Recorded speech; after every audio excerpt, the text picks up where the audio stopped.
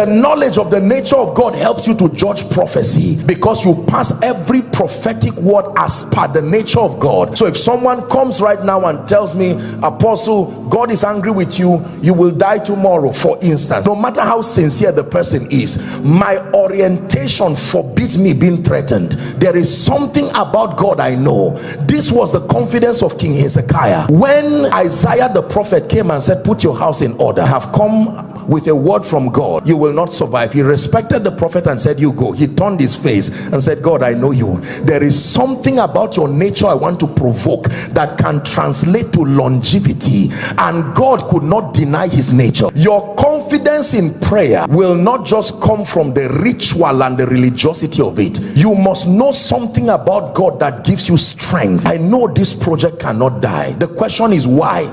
Oh, I read it in the Bible. Yeah, that's wonderful, but is that all? There has to be something about God. Most of the challenges with the average believer can be traced to our not knowing the nature of God. The needless pain and the fears that we carry, the many things that happen to believers, it is because they do not know God. The inability to represent him with confidence comes from our not knowing him. For instance, when God gives you certain instructions that are beyond your strength and your capacity, if you know yourself alone and you don't know God, you are in trouble, because it is consistent with God's nature to talk to men like he's talking to himself. So in talking to you, he does not consider the limitations. He can say, go and build a 5,000 auditorium, because he's talking to himself. It's not every part of you he's talking to. He's talking to the part of you that has yielded to him. That is the part that can hear him. That is the part that can replicate what he's hearing. When you see men do extraordinary supernatural things, every man is frail. There is nothing extraordinary to men except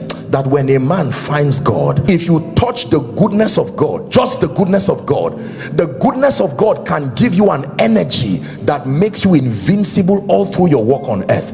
How about touching the mercy of God? You know the kind of ministry that can come from knowing God as a merciful God. How about God as the Almighty? Every time we pray and every time we worship, it's like a buffet in the spirit, except that the meal is a representation of the various dimensions of God. Depending on your press and your passion, you will touch something. You will touch the goodness of God. You will touch the power of God. You will touch the wisdom of God. There are few people who have touched and have known him as the all-wise God.